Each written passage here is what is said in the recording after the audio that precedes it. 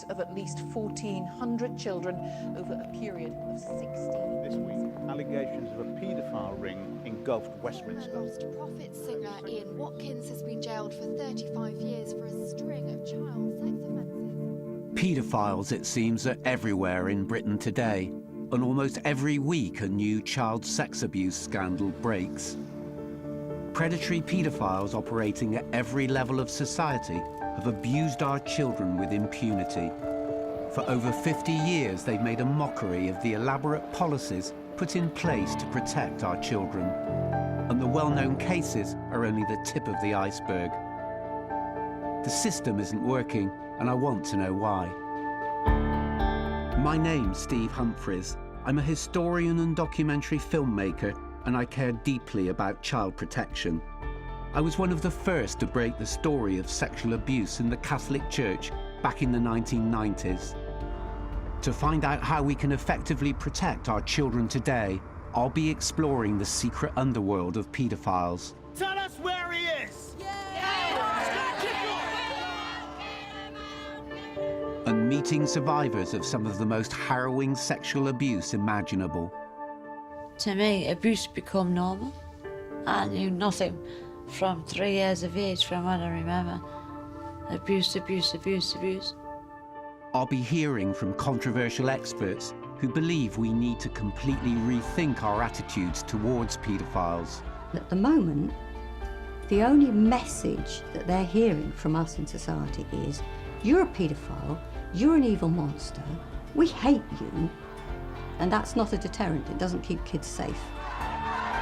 And amazingly, I'll come face to face with a paedophile who comes out on camera. To keep our children safe, we need to understand much more about paedophiles, because the evidence suggests they're all around us.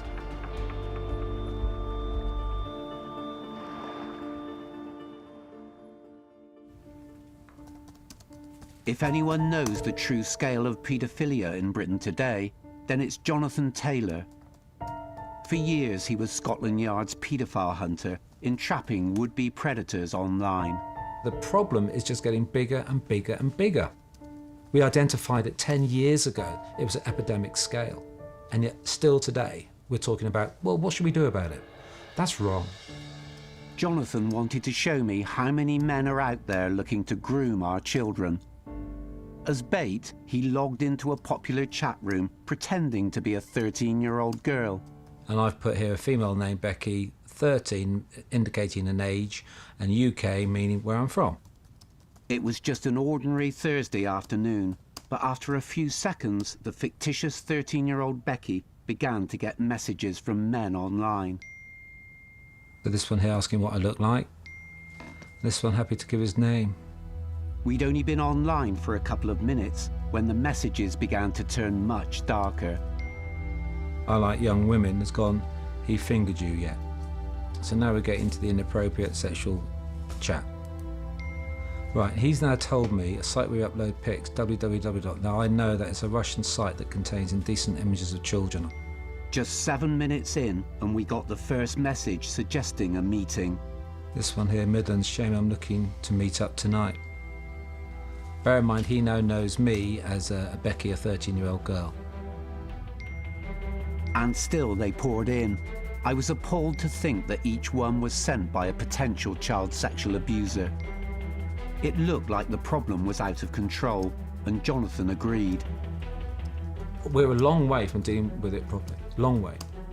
In my opinion, we haven't even got in the boat to go and see the tip of the iceberg. That's what sort of epidemic this is. Recent estimates of the number of paedophiles in Britain range widely between around 50,000 and a staggering 250,000. To understand the human cost of child sexual abuse, I wanted to meet someone who'd actually experienced it. I've come to meet Sarah Forsyth, who has a harrowing story to tell. Hi, Sarah. Sarah was born in Gateshead in 1976, but by her late teens had become a drug-addicted prostitute, working the windows in Amsterdam's red light district. Her abuse began when she was just 3 years old. looking back over the photos of me being a child, you get the impression of your childhood memories. You're happy, you should be smiling, laughing. All my photos, I look quite sad, to be honest. But as a child, he was my father, so you tend to listen, don't you? He was my father. Did you tell anybody about what he was doing to you? He used to say it as it's our secret. This is our little thing, you know, so, like, he tried to make me feel as if I was special to him. What he used to do was, he'd show me in the bedroom and he'd, like, be, like, touching himself. And, like, I felt uncomfortable, so I used to, like, go to the bedroom and the bathroom, but he used to, like, touch, like, still touch himself, chases in the bathroom. And then when he ejaculated, he used to, like, grip us and like, keep us there and say, watch, and, like, he used to squirt all over us. And that as a child, and then...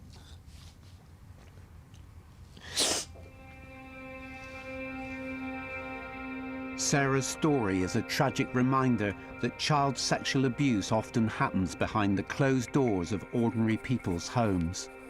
Most child sexual abuse does happen within the family or within the extended family. A certain proportion of it will be by strangers, but estimates within the UK and international estimates are up there in the kind of 70–80% happening within the family or within the extended family. That's why it's so hard for the police to stop it. So to do something about it, we may have to consider some radical new approaches. Dr. Sarah Good used to be a senior university lecturer and researcher specialising in paedophilia. She believes she lost her job because her ideas were so controversial. She now runs a small holding in the West Country. I've come to meet Dr. Good to find out more about her research. Hi Sarah, I'm Steve. Nice to meet you. Come on in. Ta. I began by asking her how widespread she thinks the problem is today. The statistics on child sexual abuse are 1 in 6 children will be sexually abused before the age of 16. That breaks down into 1 in 4 girls and roughly 1 in 8 boys. When you think about statistics like that, what we're talking about really is an epidemic. Dr. Good was convinced that the best way to keep children safe was to understand paedophiles. So she tried to contact them directly and logged on to online forums where paedophiles congregate.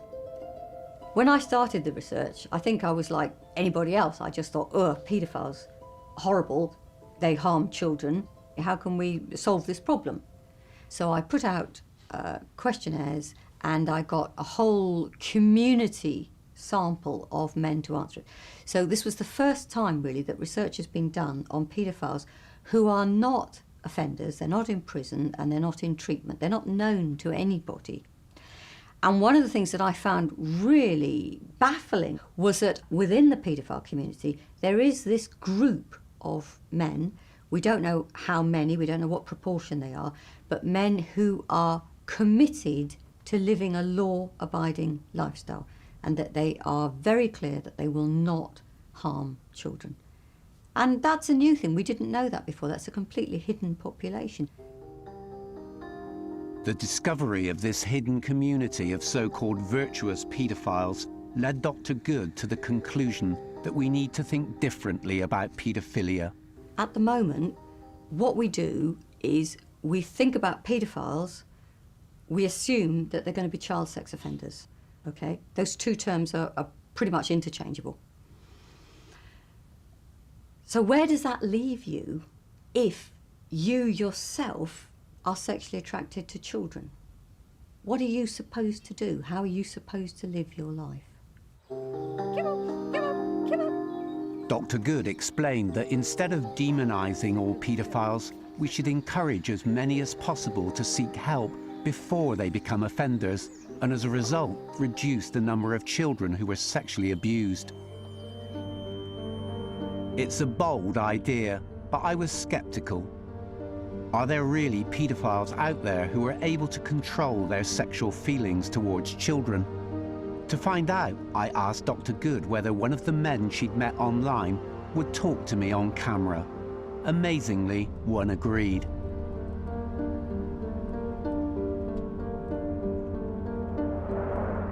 So I'm on my way to see a self-confessed paedophile called Eddie, who claims he's never acted on his attraction to children.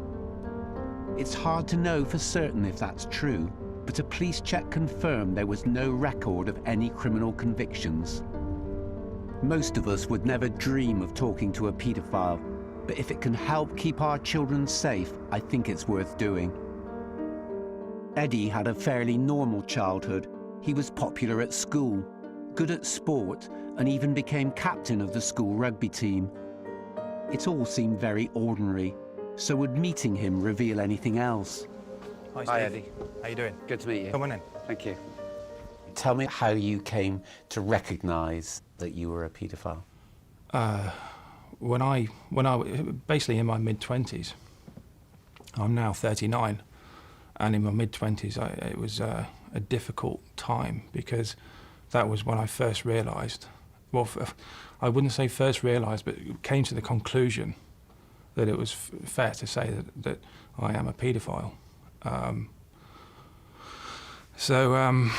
It's not, the thing is, it's not the only thing I am, but it plays a large part in the makeup of who I am as a person.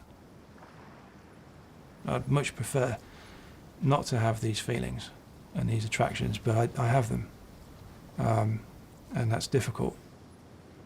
Tell me about that.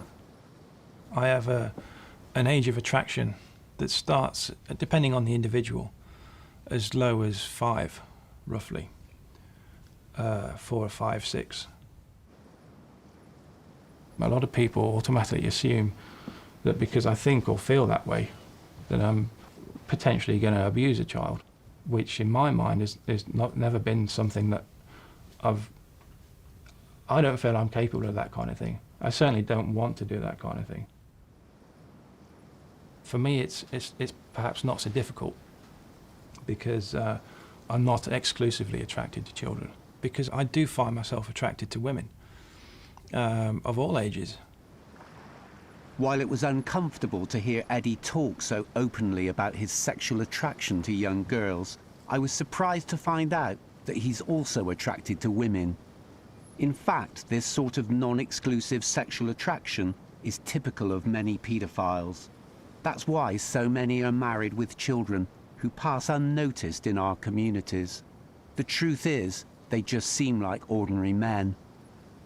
But given our very understandable fear of paedophiles and the current hatred towards them, I wondered why Eddie had decided to take the extraordinary step of coming out on camera. People will probably say, why isn't this guy locked up? Oh, we should kill this guy. We should go and give him a good shoe-in. Well, I won't. I honestly, God, I will not run away from you. And if that's what you want to do to me, then you come and do it. Because all you're doing in that scenario is just keeping the status quo. Going around abusing children is not acceptable. Viewing images of child pornography is not acceptable. But people are just waiting for you to offend before they help you. They're saying, well, do what you want, but if we catch you, we're going to bang you up. Instead of saying, perhaps, listen, we can help you. But if you don't have that help, if you don't have the option to come forward and say, look, I've got a problem, I need help, what are we changing? We're changing nothing. I'm not sure whether Eddie's decision to come out in this way is brave or reckless. In the current climate, he really is putting himself in danger by doing this. But Dr. Sarah Good thinks that his call for help has great significance. Somebody who realises that they are a paedophile has to make a choice about how they're going to live their lives. And at the moment, the only message that they're hearing from us in society is, you're a paedophile, you're an evil monster, we hate you, you're going to go and sexually abuse and probably rape and murder children. And there's nothing you can do about it because you are a paedophile, you're going to do that stuff. And when you do that stuff, we're going to lock you up in prison, you're going to have a terrible time in prison, everybody's going to hate you. Tough luck. And that's the only message that we're giving at the moment. And that's not a deterrent, it doesn't keep kids safe. Because it's not saying that that person has any choice. Now, if we change that message, and if we say to this person, okay, you're a paedophile, but you are also a moral person who can make moral choices, and you can choose never to break the law, never to offend. You can choose to keep children safe. Meeting Eddie, I wondered what made someone a paedophile.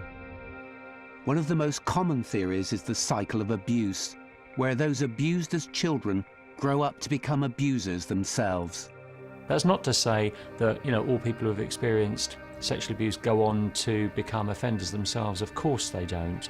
But a certain proportion of people who do perpetrate these awful crimes do have histories of neglect, of physical abuse, and of course of sexual abuse as well.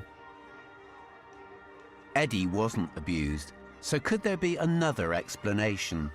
I asked experienced police profiler Professor Karina de Ruyter what she thought. We have to face the fact that there are people who have pedophilic sexual interests, who are interested in having sex with children. That's something we don't like. Most people don't like that. We don't like that idea, but it's a fact. And in that sense, it's a handicap. And you can compare it, I try to compare it to having diabetes. It doesn't go away. You have to deal with it.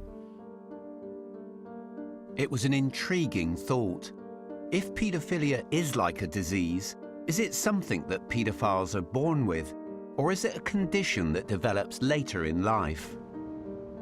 I've come to Canada to meet someone whose extraordinary pioneering work aims to provide new scientific insight into paedophilia. At this research centre in Toronto, Dr. James Cantor has been scanning the brains of paedophiles, looking for clues that might explain the cause of paedophilia. My greatest hopes really are that the kind of work that my team and I do is really for prevention. If we can figure out where the chain of events is that starts pedophilia itself, then we can make the entire world safer. Dr. Cantor believes there is a difference in the wiring of paedophiles' brains, which jumbles up some instinctive responses, and the process is likely to start in the womb. When we find somebody sexually attractive, completely unconsciously, we start to flirt, we give little furtive looks, a man's voice will drop and he'll broaden his stance, a woman will raise her voice, she'll start to touch her hair or accentuate her breasts. When we see a child, our voices go up, we become very parental. It's a completely natural instinct in humans. What seems to be happening in the pedophiles with a cross wiring, if I can use the analogy, is that when they perceive the stimuli that represent a child, instead of it evoking the parental instincts, it seems to be evoking the sexual instincts. Dr. Sarah Good agrees that the key to understanding paedophilia lies deep within the brain, but her controversial theory is that paedophilia is one extreme of a spectrum of normal male sexuality. And at this end of the line, we've got what we think of as the true paedophile, sexually attracted to children and has absolutely no sexual interest in adults. And at the other end of the line, we've got those men who are sexually interested in adults and have absolutely no sexual interest in children. But in the middle of that scale, we've got a huge number of men who can be sexually aroused by children. And that kind of helps to explain why, when we're talking about child sexual abuse, we're talking about such extremely large numbers. This new scientific research suggests that paedophilia is a neurological condition and sexual orientation some people are born with. As a historian, I know that paedophiles have always been amongst us, even going back to ancient Greece. And the truth is, in Britain, we've never really dealt with it. Despite the high morals proclaimed by the Victorians, we know there was significant child sex abuse in Britain from the late 19th up to the mid-20th century. It was kept secret because this was an era when children were largely seen and not heard. The NSPCC started campaigning on this issue over 100 years ago. At that time, incest, as it was known, child sexual abuse, tended to be seen as a problem of moral degeneracy, largely speaking, as a problem within lower class, working class or poorer families. Any notion that sexual abuse was being perpetrated in middle or upper class families, in boarding schools or anything like that really wasn't recognised. Although of course we know now it was indeed going on. There's nothing new about paedophilia, but I believe the particular problems we face today have their roots in the 1960s and 70s. In amongst all the good things brought by the sexual revolution, a dangerous new group emerged. They called themselves the Paedophile Information Exchange, or PI for short, and wanted sex with children to be legalised. They'd even have the gall to argue their case on Newsnight. A child is able to recognise a pleasurable experience. He is able to recognise a pleasing emotional experience. He is able to express consent and to recognise that this is something he wishes to continue. And a responsible, caring paedophile it always refers to the wishes of the child. PI enabled paedophiles to get organised. And it wasn't just information they exchanged. These men were paedophiles seeking other paedophiles. PI published a magazine, Magpie, and later its members published another magazine called Minor Problems. Both of these magazines served as contact points for paedophiles. They served as a way for paedophiles to exchange child pornography and in some cases locate children to abuse. In what now seems like a moment of madness, PI was actually taken seriously. They submitted evidence to a Home Office inquiry regarding the age of consent laws and were linked to the National Council for Civil Liberties at a time when Harriet Harman and Patricia Hewitt were senior members. If today an organisation had said, men should be free to have sex with children at whatever age and we're campaigning for this, they would be howled down. They would not be allowed anywhere near the corridors of power and influence. PI was.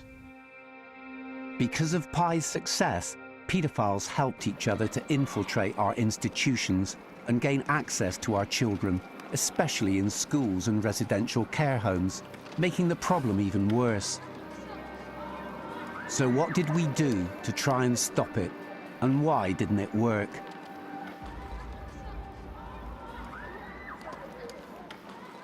For many children, child sexual abuse is like a bomb going off deep underground.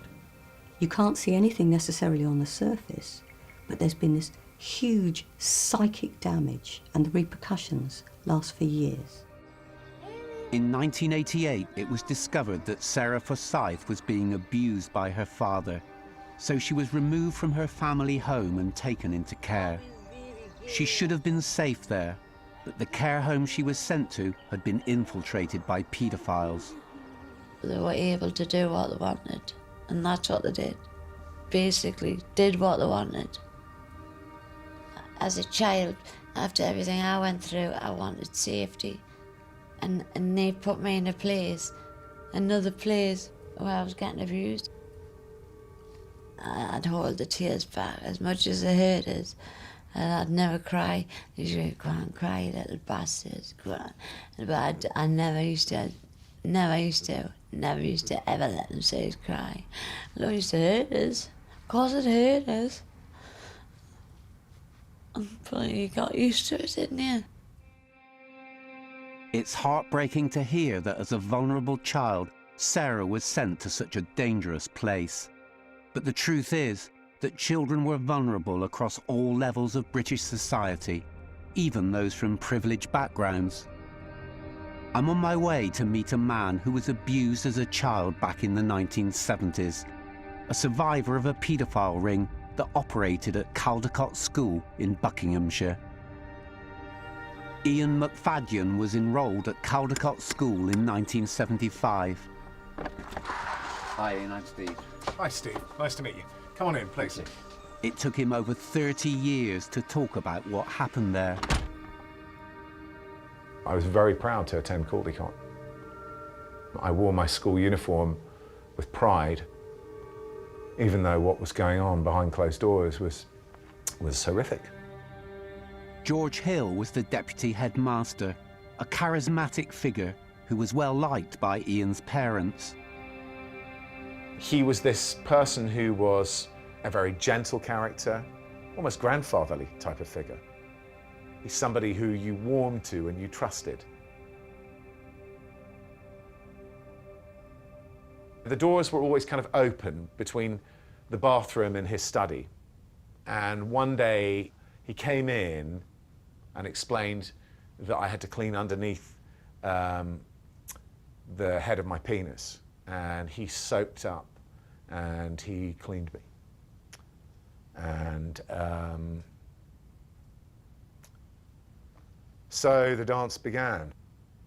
Mr. Hill arranged to bath Ian once a week, and his contact with him gradually became more sexual. There was nurturing, there was conversation, there was tenderness initially, and it's something that I wanted and was involved in. So, as an abuser, I had potentially been beautifully groomed and felt wholly complicit in this. It progressed to the level where Mr. Hill sodomized me.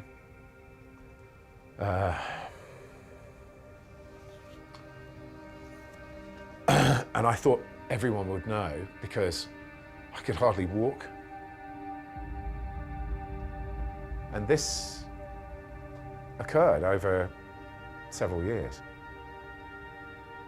I had gone to Caldecott, this happy little boy who people wanted to be around and liked and was honourable and was, you know, somebody of worth.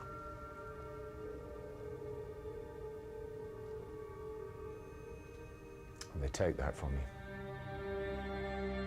I'm learning a painful truth that trusted adults like Mr. Hill are, next to family members, the most likely to groom and sexually abuse our children.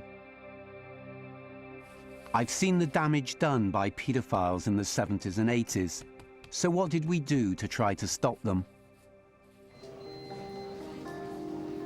The first major initiative to help children who are being sexually abused was Childline, launched by Esther Ranson in 1986. It broke new ground in child protection, empowering children to report sexual abuse to trained counsellors 24 hours a day. On its very first night in operation, a staggering 55,000 attempted calls were made to the switchboard. I've got great admiration for what Childline does to offer a lifeline to vulnerable children. It clearly makes a big difference, but we can't just rely on our children to report sexual abuse because it's so difficult for them to reveal the truth. Very often offenders will try to ensure that the child doesn't tell, not only by threats, but often with a process of rewarding the child as well. For the child to make sense of that confusion is incredibly difficult, and that leads to the child very often making the decision not to say anything. In the 80s, in response to growing public concerns, it was shown that taking a more proactive approach can work. The Paedophile Information Exchange had always attracted protests, and in 1984, it was finally shut down after many of their senior figures were arrested. More paedophiles were jailed in the years that followed, as the police and social services took more concerted action on the increasing number of reports of child sexual abuse. After her release from care, Sarah Forsyth testified in court against her abusive father. He was sentenced to 8 years imprisonment. Basically, all 12 members of the jury had found him guilty. And that was on my 29th of January, on my 16th birthday. Best birthday present I could ever wish for, because I knew I was safe. He was gone out of my life. In some prisons, treatment programs were offered to the highest risk sex offenders. But these courses were voluntary, and many refused to take part. It was a mistake, because they'd soon be back on our streets. Meanwhile, the victims were living with the traumatic consequences of their sexual abuse. Before he'd even reached his teenage years, Ian McFadden had been abused by a number of teachers at his boarding school, and he began to go off the rails. First time I took heroin, I was 12, you know? First time I had my stomach pumped for alcohol, poisoning, I couldn't have been any older than 13.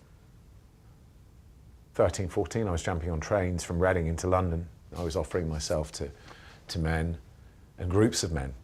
And I was engaging in really risk-taking sexual behaviour. I had no regard for anybody else. I had no regard for myself. I didn't care whether I lived or died. By the 1990s, there was another growing threat to our children: child pornography. At Scotland Yard, Jonathan Taylor spent 10 years in a team combating this new problem.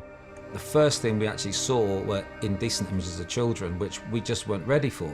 And it was a shock to see these horrific pictures, images of children as young as newborn, up to 18, who were being sexually abused. And these movies would have sound, and there's nothing worse than hearing the sound of a very, very young child being raped.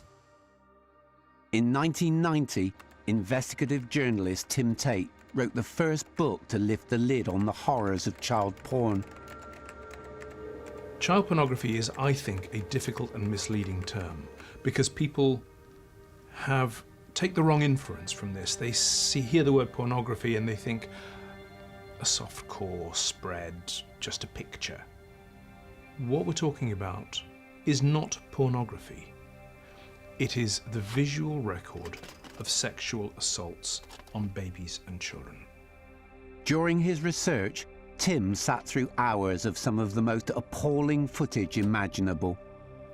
And people said, well, how can you do this? How can you deal with this day in and day out? And my answer was very simple. It makes me angry. Tell us where he is! Across Britain, parents and local residents were angry too, when attempts were made to rehabilitate convicted sex offenders into the community. The people of Yeovil were horrified when it was rumoured that recently released child killer Sidney Cook had ended up in their town, and who can blame them? We want him to go because he can pinch people and kill people. These protests highlighted the growing problem that we didn't know what to do with sex offenders who'd served their sentences. And understandably, nobody wanted them living near their children. These fears would come to a head with the rape and murder of 8-year-old Sarah Payne in 2000 by known sex offender Roy Whiting. A subsequent campaign by the News of the World to print the names and addresses of convicted paedophiles led to mass protests. Incredibly, 20 were said to live on this estate in Portsmouth alone. Little wonder the people were angry. There's too many. Too many of them. We don't want them around our kids. The children of Portsmouth are being robbed of their childhood because they cannot live as children should do freely. As a result of these protests, many potentially dangerous paedophiles were forced from their homes and moved away to other parts of the country. It seemed like a victory for people power. He's now gone. If we can just get things back to normal and let everyone go home now. However, unwittingly, the protesters were simply driving these offenders underground. And as the authorities no longer knew where they lived, they couldn't keep an eye on them.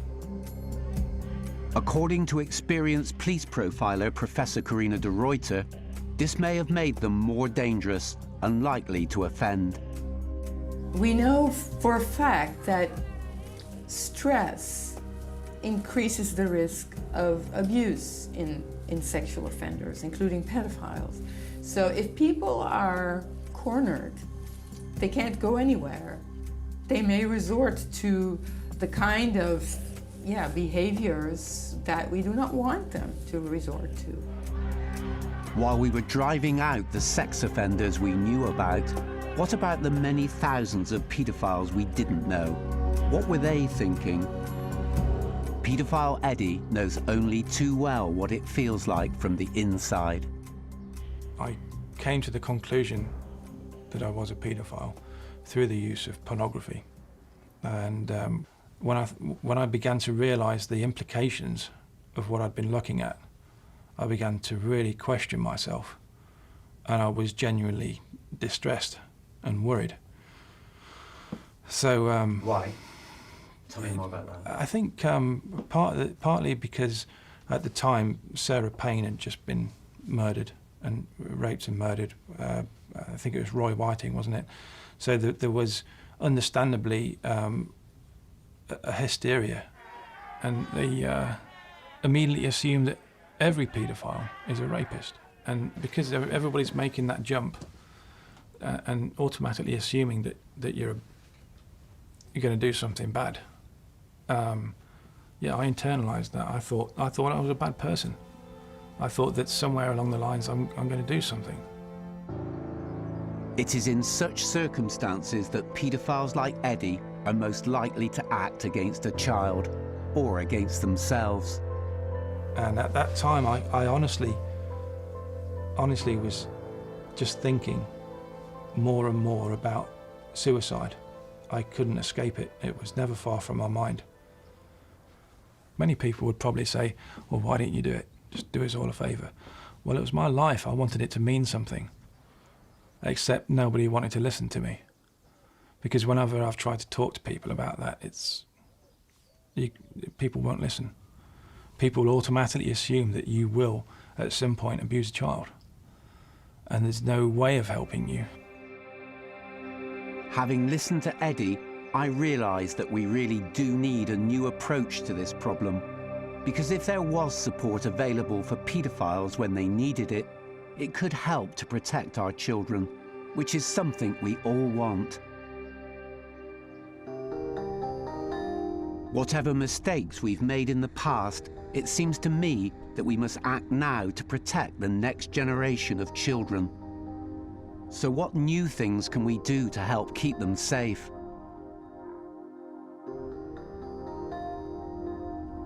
On my journey, I've learnt how damaging and widespread paedophilia is in Britain today. If we're going to tackle it, we need to try a range of new strategies. Scotland Yard's ex-paedophile hunter believes we should start with online safety at home. Really, we should be doing far more about letting parents know that whatever happens, wherever their child goes on the internet, whatever device they use, however they're connected, be there with them. Spend that time with your child to understand their world. Their real world now is an online world. While parents can take the initiative with education, survivors can also play their part. Today, Sarah Forsyth is training to be a social worker so that she can use her experience of abuse to identify children at risk. My ultimate job is to protect a child. I wasn't protected, so I'm going to make damn sure I'll protect a child when I do my job, and I'm a qualified social worker, and I know I'll do that. And I know I'll do that. But we also need to consider some more radical approaches to sex offenders themselves. One new idea is called Circles. It's a community scheme where volunteers monitor the behaviour of released paedophiles, offering them support to prevent them reoffending. It claims a 70% success rate. We have to talk to paedophiles. We have to listen to paedophiles, however unpleasant what they may have to say is. We have to listen and we have to understand. At the moment, we only engage with paedophiles after they've become offenders. But if talking works, wouldn't it be better to do it before paedophiles act on their desires? Because that would mean fewer victims. Schon früh habe ich gemerkt, dass ich anders ticke. War schon klar, wie man über solche wie mich denkt. Krank. Encouraging paedophiles to come out and seek help is already being done in Germany. Durch die Therapie habe ich gelernt, niemand ist schuld an seiner sexuellen Neigung. Aber jeder verantwortlich für sein Verhalten. Ich will kein Täter werden. These are adverts for a groundbreaking prevention scheme called Dunkelfeld, which offers paedophiles residential courses of counselling and treatment. It sounds radical, but it's so successful, even the NSPCC believe it's a positive development. It's important to recognise that people, whether they're paedophiles or people with a sexual interest in children, that's a real problem for them. And what we're interested in at the NSPCC is that they receive help and advice and assistance so as they don't act on those feelings, so they don't act on those desires, and they therefore don't sexually harm, they don't sexually abuse children. Survivor Ian McFadden agrees. It wasn't until 2014 that the last of the teachers who formed the paedophile ring at Caldecott School was finally imprisoned. Deputy Headmaster George Hill, who'd abused Ian in the 1970s, committed suicide before he could be brought to justice. Today, with the support of his wife Paula, Ian has worked to rebuild his life. He's clear about what he thinks needs to be done to help keep children safe. It's a really uncomfortable subject, sexual abuse.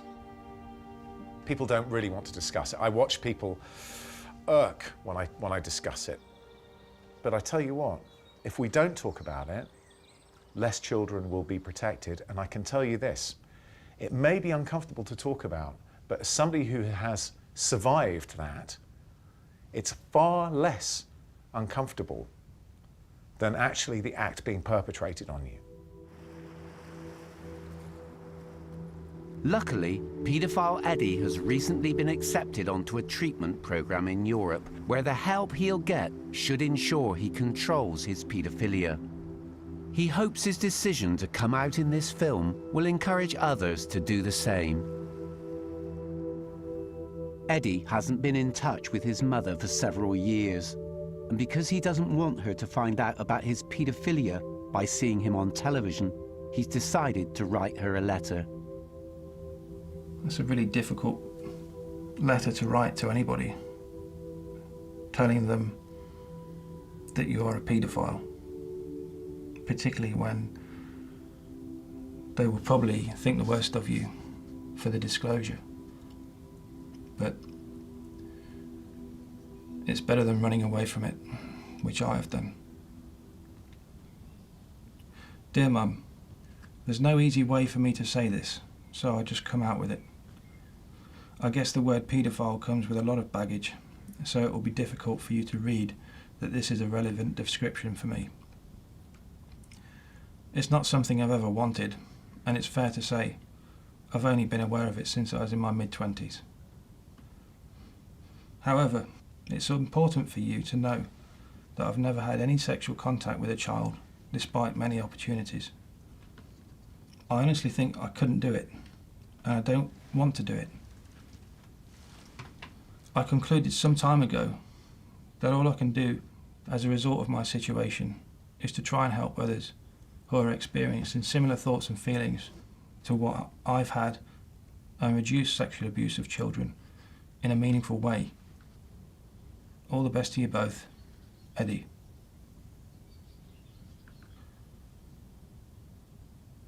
I would like to think that she will be proud of me, just in a little way, for doing what I know is right.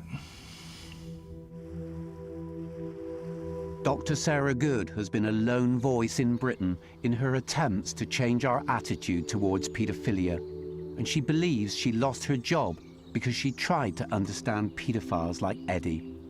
But she's convinced his example can give us hope for the future. This is a key moment, really, in child protection when we're thinking about new approaches. And if we can encourage and support and help paedophiles not to begin offending and to continue their non-offending lifestyle so that no children are ever harmed by those particular paedophiles, that's fantastic. I began this journey sceptical of Dr. Good's radical ideas, but now I'm convinced that we must use every possible method of stopping child sexual abuse, and that includes talking to paedophiles before they offend. If we don't, then in another 30 years, we'll be hearing from the generation of victims that was abused today. That's our children, and asking ourselves, why didn't we do more to help them at the time?